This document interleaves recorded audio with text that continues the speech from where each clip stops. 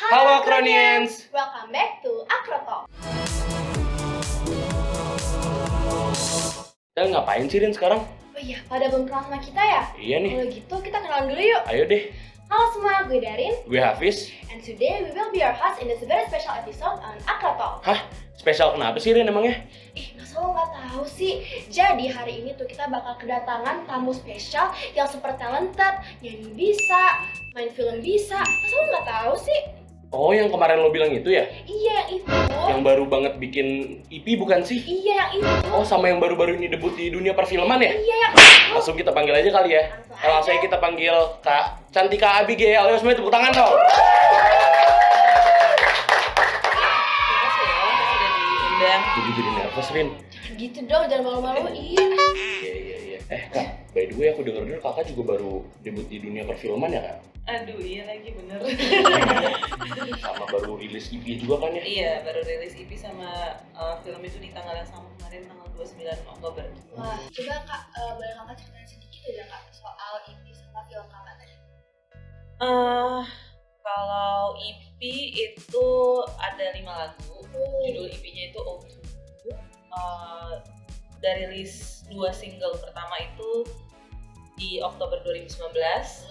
Judulnya Start Over, jadi udah lama banget. Terus yang single kedua Sign itu featuring Rai Putra di 2020 Oktober. Terus baru Oktober 2021 akhirnya dirilis sebagai EP yang berisikan 5 lagu itu. Jadi 2 lagu yang udah rilis plus tambahan 3 lagu baru. Terus video klipnya juga udah ada semua, 3 lagu yang jadi single. Terus apa lagi ya? Ya seneng sih akhirnya bisa ngerilis karya sendiri dalam bentuk EP di luar GAC gitu, di perjalanan dan journey yang baru lagi. Kalau film itu juga tidak direncanakan sebenarnya, terus tiba-tiba aku ditawarin aja mau nggak ikutan casting. Nama filmnya itu Story of Dinda, lanjutannya Story of Kale. Story of Kale itu lanjutannya nanti kita cerita tentang hari ini. Jadi itu kayak satu universe gitulah sama NKCTHI.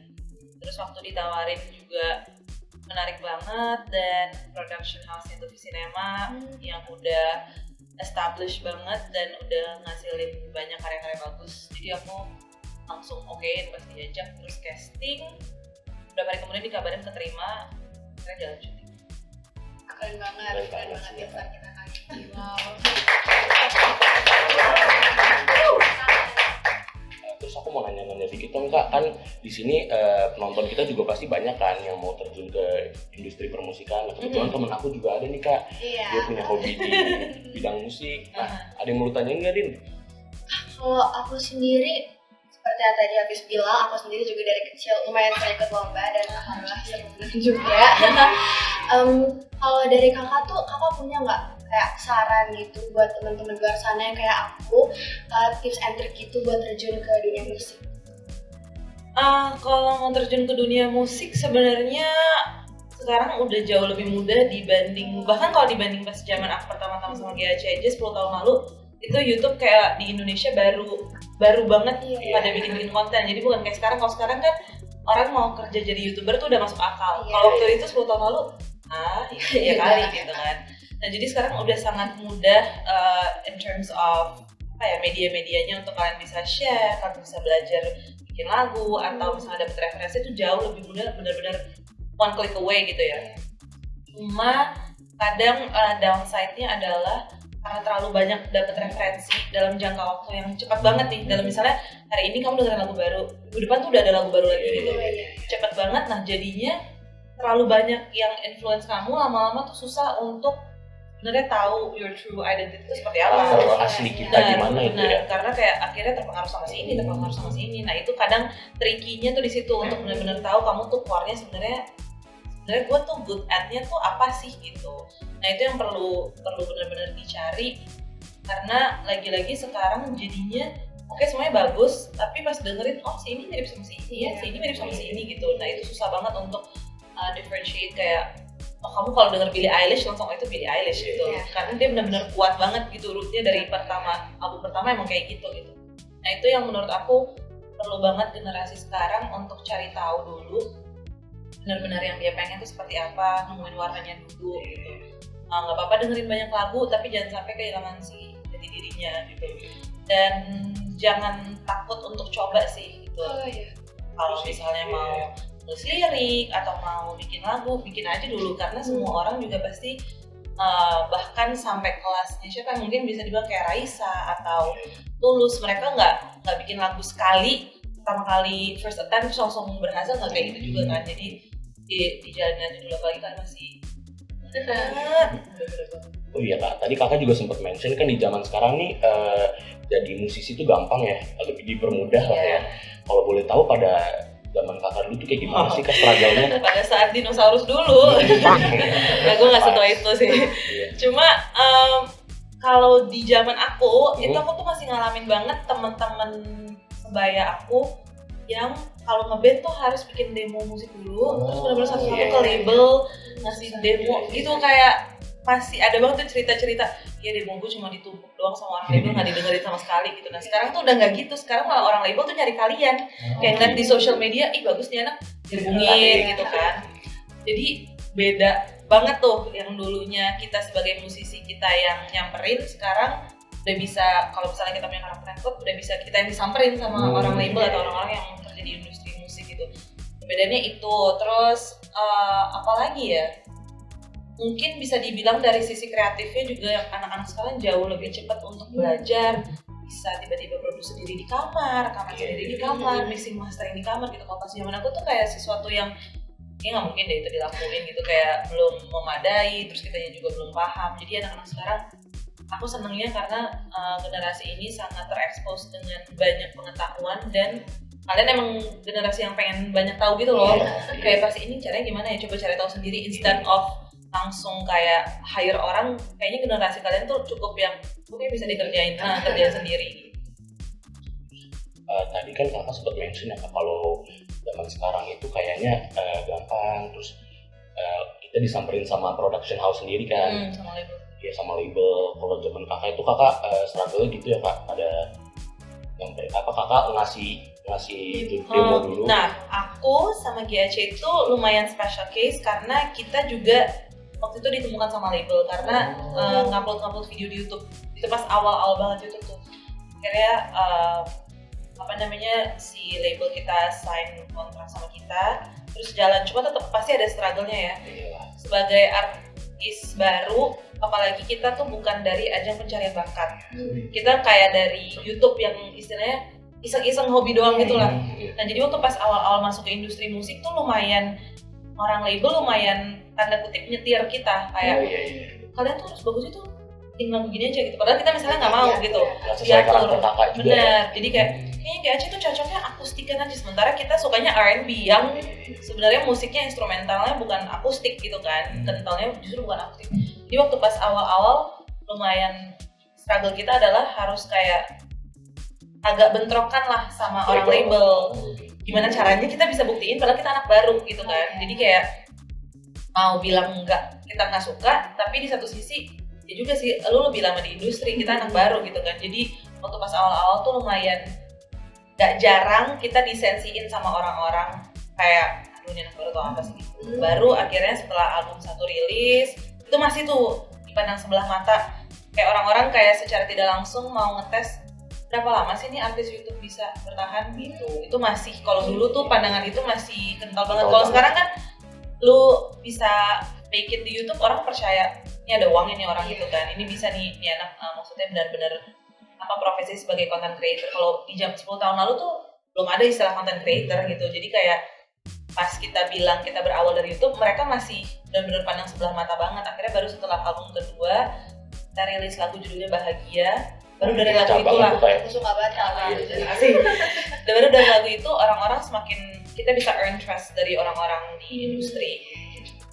Pemasarannya kan kalau zaman sekarang gampang banget ya Kak, marketingnya kan tinggal post di Spotify, terus tiba-tiba jadi top hits. Di TikTok juga gampang banget naiknya kan Kak. Kalau pada saat zaman Kakak dulu gimana sih Kak pas awal-awal ngerintis GAC tuh? Nah, waktu pas GAC tuh lumayan transisi dari bentuk fisik dari CD ke digital.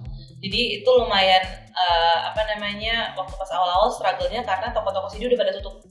Ya kan, itu pas mulai-mulainya tiba-tiba toko-toko CD yang gede-gede yang tadinya kita kira akan bertahan tutup, lama benar-benar semua tutup gitu. Nah itu kayak transisi ke digitalnya agak maksudnya penyesuaian sama fans kita yang tadinya terbiasa punya fisik atau koleksi CD, tiba-tiba sekarang mereka nggak bisa punya. Terus harus juga menggalakkan bahwa walaupun digital tetap harus yang legal, gimana kayak budaya subscription gitu-gitu tuh waktu itu masih agak asing lah, sedikit agak asing gitu, belum seperti normal sekarang. Jadi penyesuaian secara teknis itu juga perlu kita sampaikan ke fans-fans kita dan pendengar-pendengar kita gitu.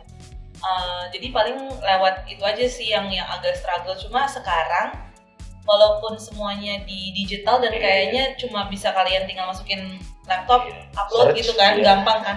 Nah tapi justru menurut aku tricky-nya sekarang adalah kolamnya tuh udah jadi satu semua.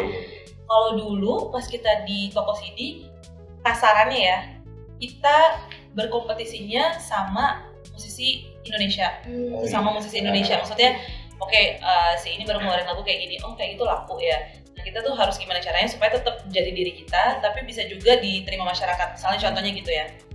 Nah kalau zaman sekarang, kolamnya tuh udah jadi satu semua, kita juga nggak bisa cuma, ini bagus nih untuk ukuran musik Indonesia, nggak bisa, karena kamu satu kolam udah sama Justin Bieber, sama semua Olivia gitu, maksudnya di Spotify, kayak orang benar-benar ngeklik Spotify itu yang pas masuk, istilahnya kamu masuk ke rumah, itu semua isinya udah satu dunia musiknya. Kalau dulu kita masuk toko CD, kebanyakan ya udah ada raknya Indonesia gitu kan. Itu ada genre-genrenya. Dan ada genre-genrenya. Kalau sekarang handphone tuh udah benar-benar orang dari dengerin kamu bisa tiba-tiba dengerin Selena Gomez gitu atau dengerin yang lain gitu kan.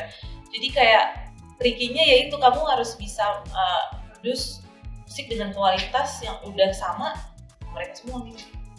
Dia sih yang agak-agak berarti emang, tapi di satu sisi jadi bagus untuk naikin standar musisi Indonesia juga. Harus punya karakter yang kental juga berarti ya. Iya. Kak, aku pengen nanya nih, kakak kan udah terjun lama banget nih di industri musik dari cerita kakak tadi. Aku pengen nanya, real situation-nya industri musik itu kayak gimana sih kak? Kakak boleh spill dikit gitu? Boleh. Real situation-nya aku bisa dibilang aku diberkati dengan lingkungan teman-teman musisi yang sehat. Jadi ini benar-benar kayak jujur-jujuran aja, kita nggak pernah ada di sini baru bikin juga kayak gitu. Benar-benar nggak ada, bahkan nggak saingan yang kayak gitu. Bahkan kayak benar-benar si ini baru ngerilis apa, atau bahkan ada kayak karya-karya yang unreleased nih, belum rilis terus dikasih dengar ke aku gitu. Aku pun kayak gitu, misalnya aku mau rilis sesuatu, aku kasih dengar ke Rizky Febian, Ki tolong dong dengerin menurut kamu gimana, atau kasih dengar ke teman-teman terdekat aku lah. Begitupun misalnya Rizky Febian mau bikin lagu, jika mau bikin lagu ini gini-gini liriknya tolong bantuin lalala gitu. Jadi benar-benar emang nggak ada kompetisi itu kalau dari musisi ke musisi ya. Cuma kan balik lagi kita, terutama kayak misalnya aku, GAC, terus ada beberapa teman-teman musisi lain, kita tuh under label kan. Nah itu tuh baru kayak disitulah titik seni bertemu bisnis gitu. Jadi kayak walaupun kitanya nggak mau bersaing sama dia, mungkin secara head to head memang nggak sama, musiknya beda, genre-nya beda, emang marketnya beda juga, tapi secara bisnis pasti iya, dan orang-orang yang lihat sisi bisnisnya tuh pasti pengen juga, ini habis bikin campaign-nya kayak gini, kita bikin kayak gitu juga gitu. Jadi justru kompetisinya lebih kepada gimana cara promote di musik itu. Contoh kasarannya kayak misalnya lagunya Caleb naik di TikTok, berarti artis yang lain juga harus bikin konten di TikTok, istilahnya gitulah. Jadi lebih kompetisinya kepada gimana caranya untuk memasarkan karya kita. Nah, yang kadang salah menurut aku, kadang tuh suka dipukul rata semua. Oke, misalnya kamu berhasil di TikTok, tiba-tiba karya aku juga harus dipaksain di TikTok. Padahal belum tentu marketnya sama. Gitu ya? Padahal belum tentu fit, belum tentu lagunya bisa dibuat joget gitu. Misalnya kayak dipaksain banget bikin koreonya gitu, padahal belum tentu cocok juga, dan akhirnya jadinya bumerang kayak maksa gitu kan. Nah, jadi kalau di dunia musik yang di circle aku, dari musisi ke musisi sih kita nggak ada persaingan sama sekali, karena emang beda-beda juga. Jadi bukan apple to apple yang bisa dibandingin gitu loh. Kita benar-benar ya udah karyanya dia dengan warna dia, karyaku dengan warna gue, dan saling bantu promosi, saling bantu dengerin. Bahkan aku punya beberapa teman-teman musisi yang aku percaya untuk kasih masukan ke aku gitu loh. Kayak aku nggak no hard feeling at all kalau misalnya dia bilang, ini kayak kurang gini-gini detik gitu. Aku ada banget circle yang aku percayakan untuk gue benar-benar vulnerable depan mereka gitu, kayak kasih dengar karya gue pas masih belum di mixing, belum diapa-apain gitu, terus nanti dengan feedback dari mereka. Tapi ya paling kompetisinya dari segi bisnisnya itu tadi, promosi karyanya itu. Ya bisa ngejual lagu tapi tetap sama karakter kita itu ya. Benar. Kadang yang kayak sisi-sisi bisnisnya yang suka agak nyontek-nyontekan gitu, sebenarnya bikin ini kita juga bikin lah. Ya harus laku juga sih sebenarnya kan. Iya, benar-benar. Terus kalau boleh tahu nih Kak, selama Kakak berkarir di dunia musik ini, achievement Kakak nih yang paling bisa dibanggakan apa ya Kak? Kakak udah lama banget dong ada di industri permusikan ini nih. Achievement terbesar Kakak tuh apa sih?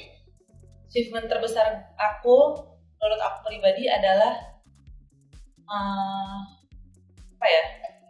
Awards gitu atau apa?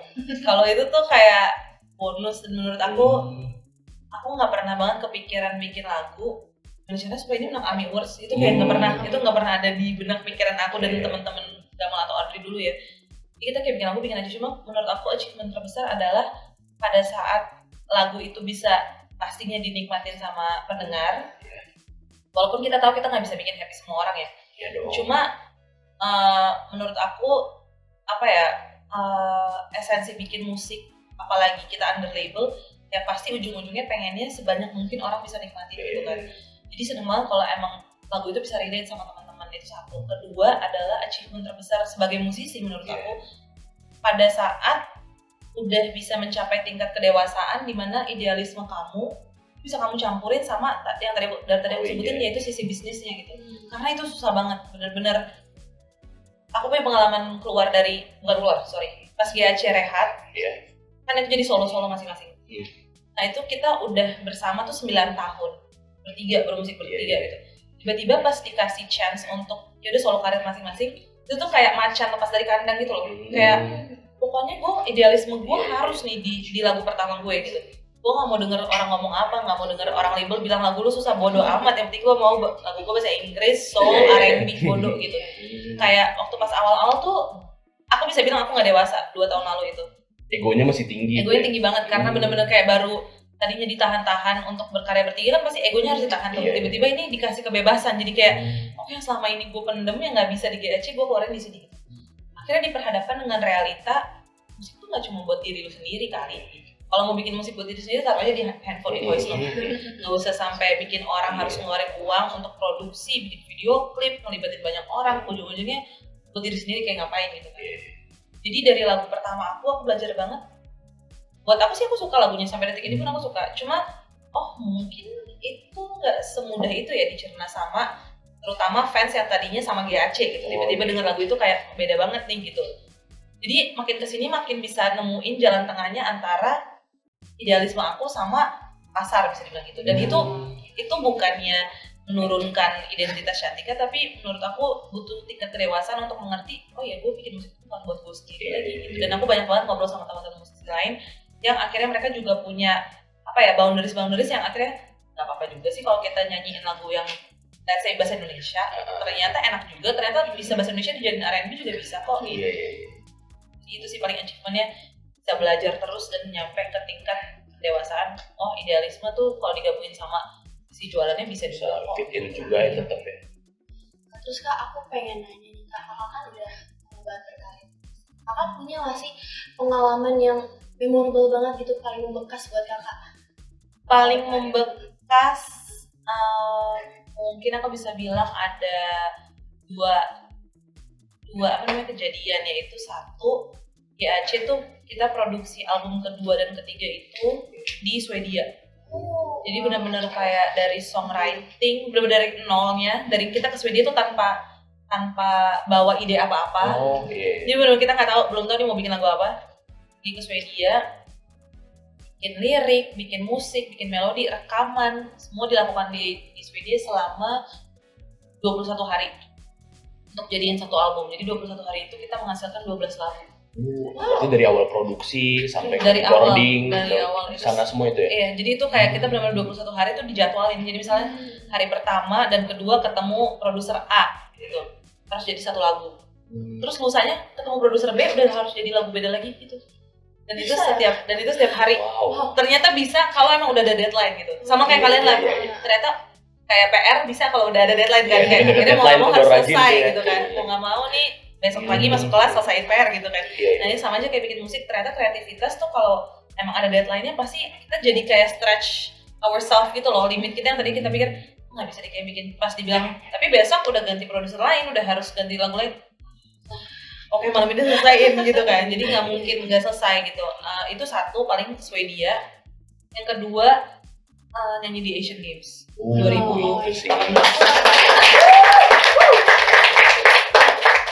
Oh ya kak, tadi udah sempet di-mention kakak sempat tampil di Asian Games 2018 ya kak?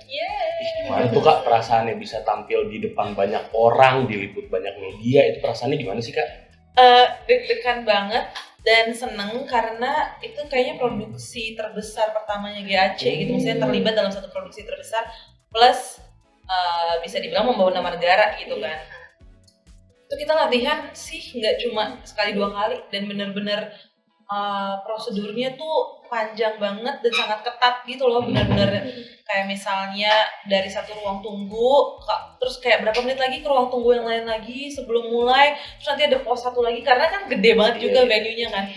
Itu dari latihan aja udah merinding banget, bener-bener koordinasi sama dancer, nanti titiknya jangan sampai salah di sini. Itu benar-benar kayak ini harus nyanyi, harus koreo tapi jangan sampai salah titik karena kameranya kan udah di set harus di situ, lightingnya juga gitu kan. Jadi kayak takut salah, cuma di satu sisi juga seneng banget karena bisa menjadi bagian dari Asian Games dan pada saat hari H tuh hampir semua pengisi acara nangis semua karena terharu, kayak berada di tengah lapangan terus semua orang di tempat duduk tribun nonton, terus juga ini kita semua harus satu bersinergi gitu, kayak abis jalan dari sini oke ke sini terus nanti koreonya ini, itu kayak gila ini orang rame banget gitu rasanya. Bener-bener bersyukur banget bisa dapat kesempatan itu karena nggak setiap tahun juga acaranya gitu kan. Terus kak, tadi kakak ini aku agak out of topic tadi kakak sempat mention di awal soal cara soal jati diri kita. Menurut kakak gimana sih kak caranya buat misalnya nih aku punya karakter yang beda sama industri musik Indonesia yang sekarang. Nah gimana caranya bisa fit in di situ, bisa relevan sama pasar musik Indonesia, tapi tetap sama karakter aku gitu. Nah ini juga salah satu yang beda dari industri musik di 10 tahun lalu ya. Waktu pas GAC mulai itu pas zaman lagi hits-hitsnya boy band, girl band, sama Melayu, band Melayu itu Smash, terus Cherry Bell, terus pokoknya girl band sama boy band lagi hits-hitsnya lah gitu, dan atau nggak band Melayu. Terus tiba-tiba mulai bergeser ke soloist, mulai Raisa, Tulus, Yura, Afgan, Vidi, mulai tuh soloist cewek dan cowok kayak mulai banyak bermunculan dan kayak bisa dibilang ada di posisi chart top-topnya gitu lah ya. Nah, kalau sekarang yang aku bisa bilang beda sama dulu, sekarang tuh kayak nggak ada formulanya. Kayak menurut aku sekarang nih saatnya untuk musisi-musisi yang dibilang mungkin tadinya punya karakter yang beda atau nggak fit in dengan pasar, ini sekarang tuh saatnya karena bahkan kita aja yang udah berkarya 10 tahun tiba-tiba sekarang agak nggak tahu nih formulanya tuh apa ya di industri musik sekarang supaya bisa make it gitu, karena beda-beda banget. Contoh ya, let's say siapa ya, Oslo atau geng, pokoknya geng itulah, Oslo, Pamungkas, siapa lagi, India, itu bisa tiba-tiba mereka bikin karya, let's say Oslo sama Pamungkas nih, bikin karya yang full bahasa Inggris, semua full bahasa Inggris, laku. Tapi bisa kalau formula itu dilakukan sama orang lain, let's say aku nih, single pertama aku full bahasa Inggris, dan semudah itu orang terima ternyata. Jadi kayak emang ada faktor X yang kita tuh nggak bisa tahu itu tuh apa gitu. Kadang menurut aku itu tadi pentingnya menemukan sejati diri, karena industri musik tuh bisa banget lagi ngegoncangin kamu sampai kamu nggak yakin sendiri sama diri kamu gitu loh. Karena kayak gue keluarin ini, padahal ini yang gue suka, terus nggak laku. Yaudah gue pindah haluan aja, gue ngelakuin yang orang-orang pada lakuin aja. Pressure-nya tinggi banget. Iya, dan bisa tiba-tiba kamu jadi twist kehilangan jati diri karena goalnya misalnya supaya gue laku ya. Pokoknya gue, yaudah gue jadi penyanyi rock misalnya, padahal gue nggak suka nyanyi rock misalnya gitu. Tapi marketnya lagi rock nih. Iya.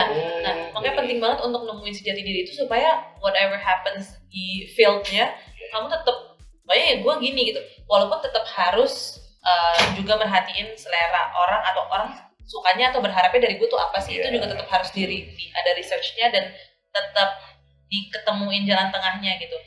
Cuma aku lihat yang market sekarang sangat banyak banget ya, beragam banget sih. Ada yang kayak Mahalini, ada yang kayak Ziva, ada yang kayak Rizky Febian, ada yang kayak Marion Jola, dan semuanya beda gitu.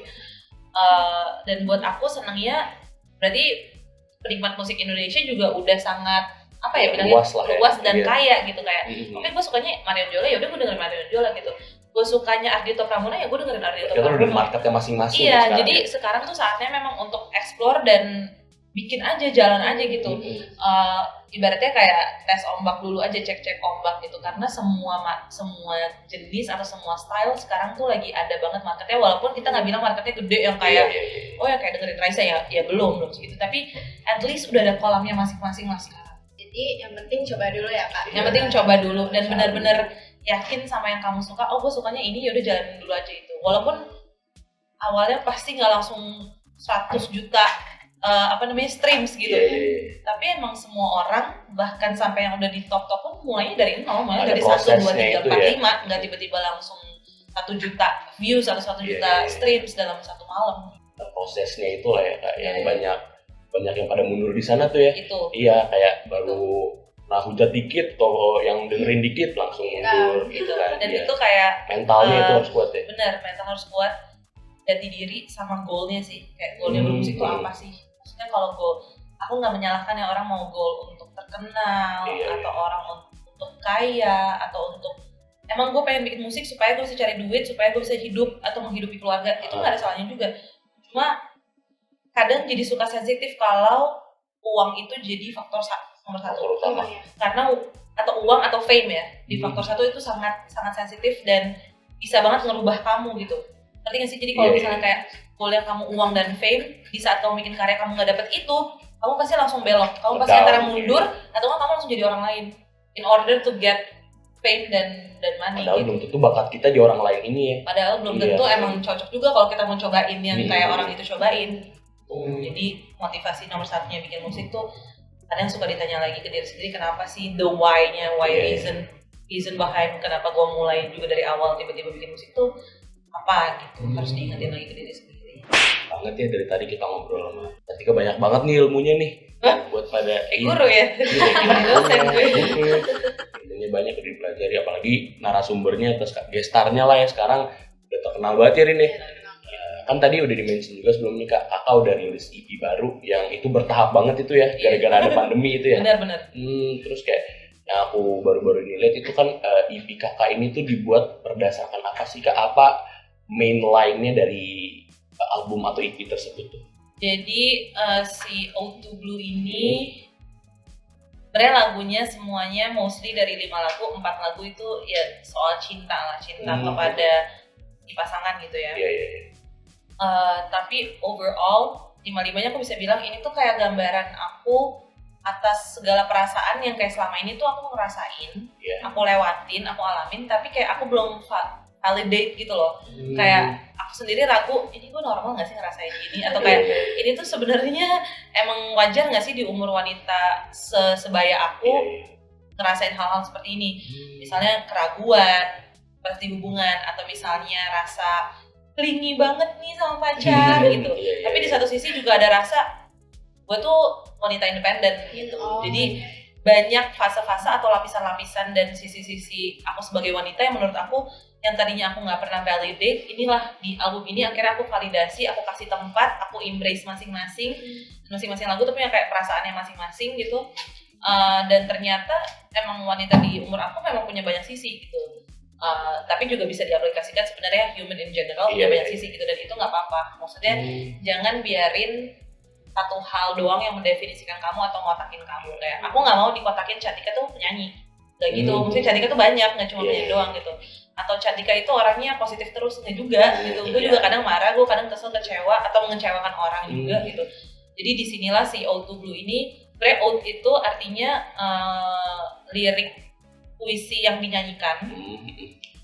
To blue adalah untuk biru di sini tuh represent water, karena aku udah 1,5 tahun belakangan tuh tinggalnya di Bali sebenarnya. Nah aku baru sadar juga pas tinggal di Bali. Tiap pagi tuh aku ke pantai sama anjing aku. Terus baru sadar ternyata Bali itu dan terutama pantai adalah elemen yang bikin aku tenang, bikin aku bisa merefleksikan diri, bisa recall memories untuk nyari inspirasi lagu. Itu tuh di pantai gitu. Jadi ternyata gue tuh tenang kalau ketemu elemen ini ya, pasir, air, alam gitu. Jadi ini kayak Auto Blue tuh kayak persembahan lirik yang aku nyanyikan kembali untuk alam, atau kayak ucapan terima kasih udah menginspirasi aku. Sekarang ini Auto Blue gitu. Jadi kayak puisi lirikal yang aku kasih balik lagi gitu. Jadi itu sih Auto Blue, basically perjalanan seorang wanita dengan segala macam sisi dan perasaan. Perasaan kakak di usia kakak yang sekarang dicurahin ya. Betul. Jadi emang deep banget ya kalau Iya, bisa dibilang mudah-mudahan gitu sih. Ya itu tuh yang harus kalian semua, kalau misalkan nih mau bikin lagu atau mau bikin album atau mau mulai di dunia permusikan, kalian harus lihat dulu ya apa keresahan kalian, apa yang ingin ditulisin di liriknya, biar nggak cuma asal bikin lagu aja gitu ya, harus ada makna di balik sebuah tulisan lirik itu ya. Dan stay true to yourself tuh penting banget. Tapi emang susah banget gitu. Kadang kayak banyak godaan yang tadi aku bilang lagi, balik lagi karena banyak dengerin referensi. Jadi kadang kita punya intention untuk pengen bikin lagu kayak let's say Beyonce gitu. Padahal mungkin aku nggak ngerasain itu. Tapi kayak for the sake of pengen jadi Beyonce gitu kan. Padahal mungkin belum tentu cocok. Tapi aku nggak menyalahkan juga kalau ada orang yang pengen meniru si A, si B, si C, nggak apa-apa. Cuma jadinya takutnya nantinya tuh capek kalau kamu harus terus berpura-pura dengan image yang sebenarnya bukan kamu gitu. Jadi it's better to just be you gitu kan dari awal, supaya istilahnya kalau capek pun ya kamu capek karena kamu jadi diri kamu, bukan jadi orang lain. Karena itu akan lebih capek lagi kalau kamu nutupin diri kamu untuk jadi orang lain. Kalau kita do something yang kita enjoy, kita fun, pasti itu juga kita ngerasa nggak ada beban gitu ya. Dan apa yang dari hati ini selalu aku dan teman-teman GHC selalu ngomongin, apa yang emang datangnya dari hati pasti akan nyampe ke hati orang yang dengar juga. Itu banget sih. Itu inspirasi banget kan? Iya benar, karena kejujuran itu hal yang paling bisa dirasain. Bahkan sama anak kecil pun kan, yang paling anak kecil bisa rasain itu kejujuran. Atau anak kecil, binatang yang kita pelihara, anjing, kucing, itu mereka bisa sense tuh. Iya kan, kalau lu jujur atau lu lagi bohong tuh, orang-orang atau kayak istilahnya makhluk yang paling innocent itu bisa banget dinilai dari situ kan, dari kejujuran gitu.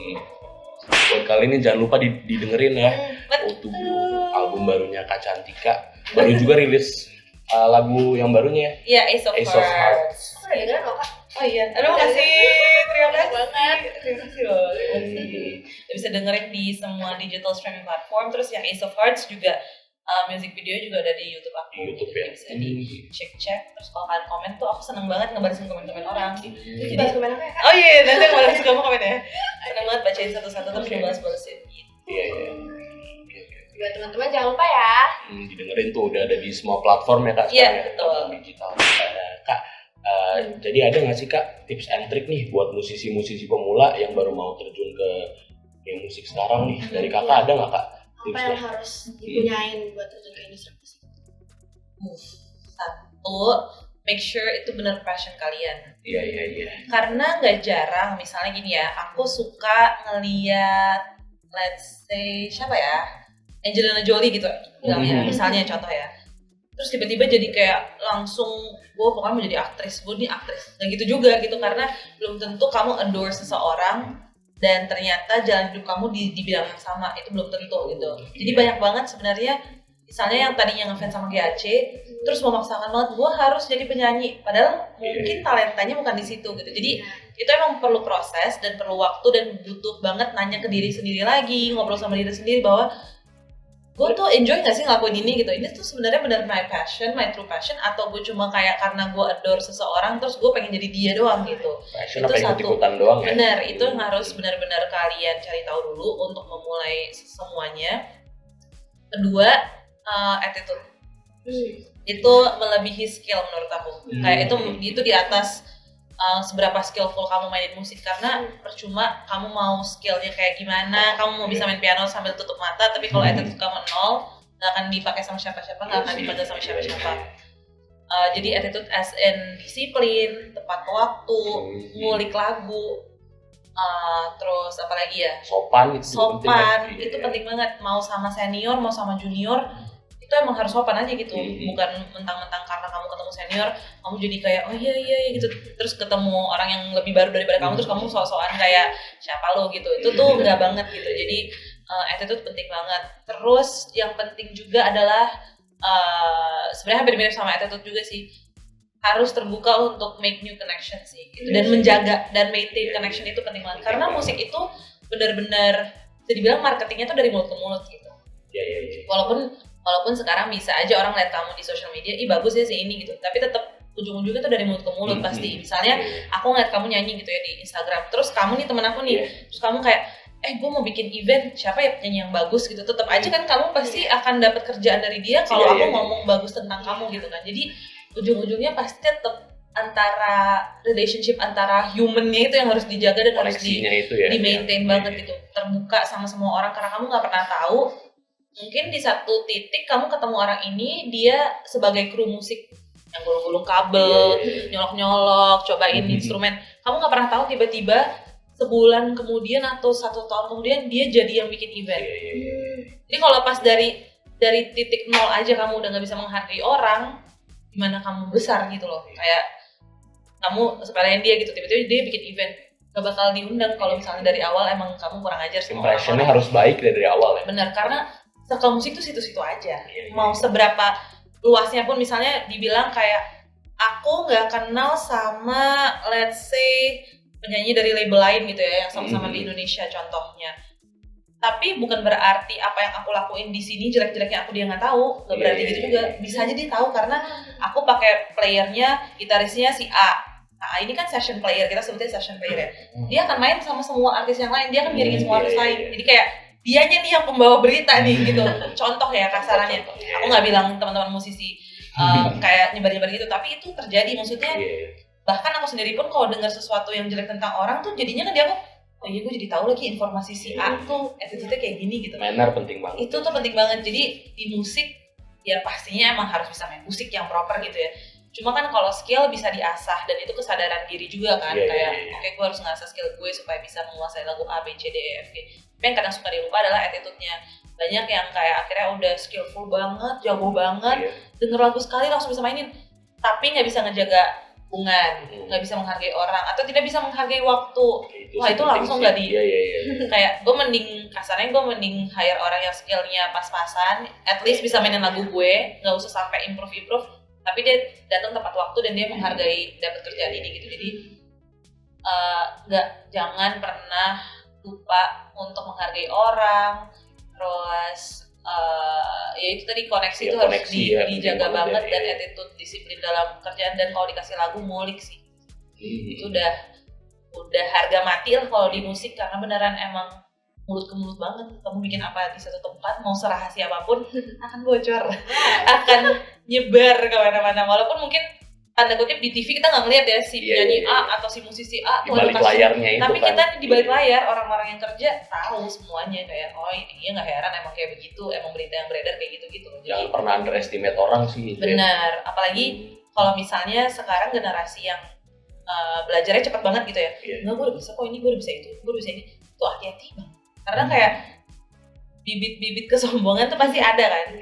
Mau musisi dulu atau sampai musisi sekarang tuh pasti adalah kecenderungan, bisa aja kita punya, atau aku pun sendiri juga bisa aja punya kesombongan kayak, alah kalian tau apa sih, gue udah 10 tahun di dunia industri, gue udah nyanyi sama ini, bisa aja gitu.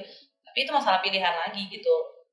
Buat apa sih achievement dibangga-banggain terus gitu. Kalau misalnya emang ternyata pada realitanya kamu gak bisa jaga koneksi tadi, kamu gak bisa menghargai orang, itu kan sirna juga semuanya, akan gak ada artinya gitu. Jangan nutup diri ya kan dari Iya.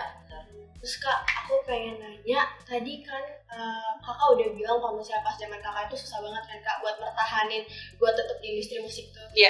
Nah, apa sih motivasi kakak dan teman-teman GAC kakak itu buat tetap stay, tetap apa ya? Tetap akun gitu. Menekuni musik itu apa sih? Lagi kita juga tahu kan pada saat kakak baru merintis tuh YouTube kan, ya apa sih, ya kan? Benar. Orang pasti mandang itu sebelah mata kan, apalagi kayak ya emang gini bisa ngasilin, pasti gitu kan zaman dulu kan. Iya, tapi cara kakak bisa stay di sana tuh gimana? Kayaknya tanpa kita bertiga sadari, kita punya kecintaan yang segitu besarnya buat musik gitu. Jadi istilahnya kayak kalau gue nggak nyanyi atau kalau gue nggak nulis lagu, gue nggak hidup deh. Istilah lebaynya tuh sampai ke situ tuh, sampai tingkat yang gue kalau nulis lagu tuh gue seneng, gue kalau nyanyi gue seneng, gue kalau denger musik tuh gue seneng. Dan ya jadinya aku nggak bilang pada saat itu kita udah 100% kenal diri kita. Sekarang aja aku juga masih dalam proses, tapi kita ngejalanin akhirnya proses dimana coba lagi tanya ke diri sendiri yang tadi aku bilang, tanya ke diri sendiri lagi, dan ngelihat puji Tuhan ya, aku tuh waktu itu lumayan dapat banyak sign sih dari universe, dari semesta. Karena apa?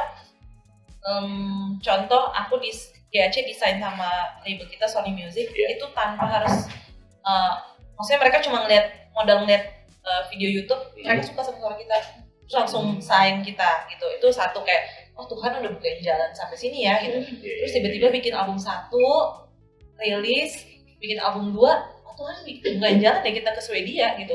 Padahal bisa dibilang kita baru berkarya mungkin itu 3-4 tahunan lah ke Swedia. Dan ke Swedia tuh ketemu orang-orangnya tuh orang-orang yang ngeproducerinnya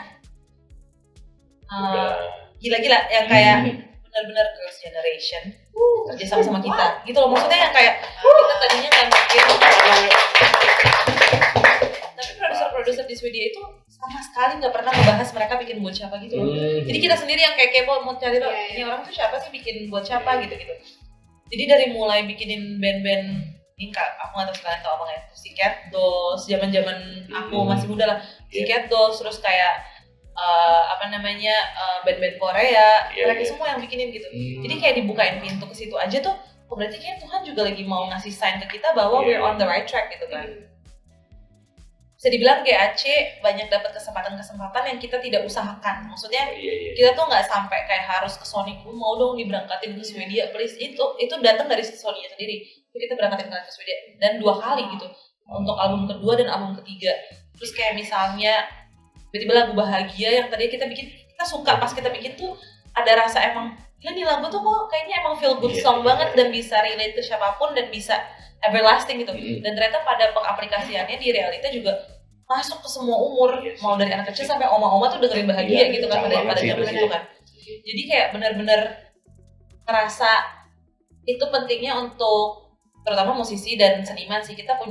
Menurut aku kita punya tingkat sensitif yang sangat tinggi ya. Jadi kayak kalau udah mulai ada rasa-rasa kok gue dibukain jalan terus ya sama Tuhan gitu, dan nggak ada alasan untuk menyerah, walaupun mungkin banyak juga yang kayak pandang kita sebelah mata, tapi ternyata kesempatan yang kita dapat jauh lebih berarti dan jauh lebih besar dibanding sekedar omongan-omongan netizen kayak GAC bisa apa sih cuma dari YouTube doang gitu. Ternyata emang karya kita speak for itself juga at the end of the day gitu kan. Jadi emang apa ya, kalau udah tahu nomor satunya tadi itu beneran itu passion kamu, jalanin aja. Dia pernah mention ya, kadang aku nggak bilang kita harus kurang ajar, aku nggak mengajarkan kita kurang ajar, tapi kadang emang yang tahu diri kita tuh cuma kita doang. Even kita masih muda ya, even kita masih SMA pun orang banyak mungkin yang meng-underestimate anak-anak yang lebih muda gitu. Kalau kamu tahu apa sih?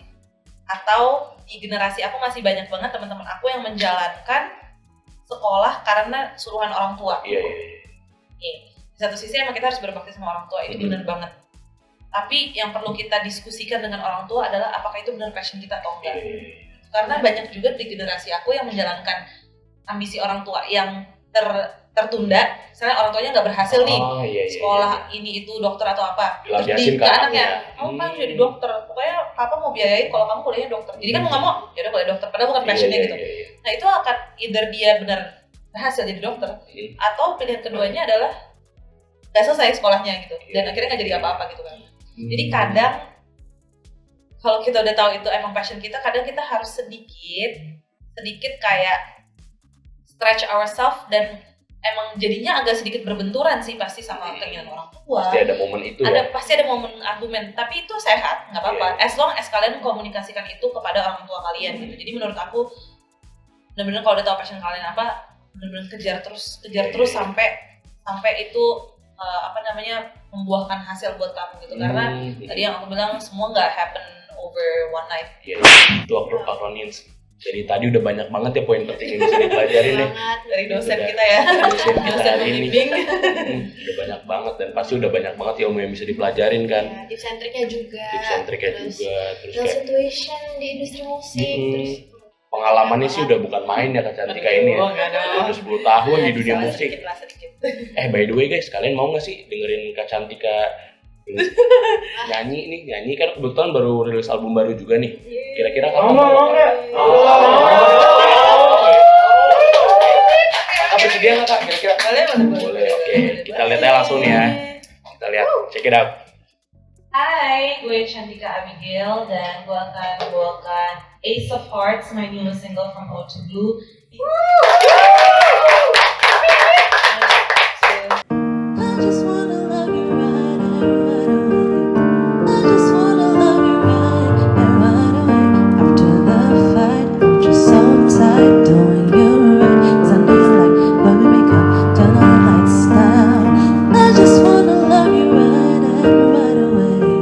I just wanna love you right away. After the fight, hold you so tight, doing you right. I know you like when we make up, turn on the lights now.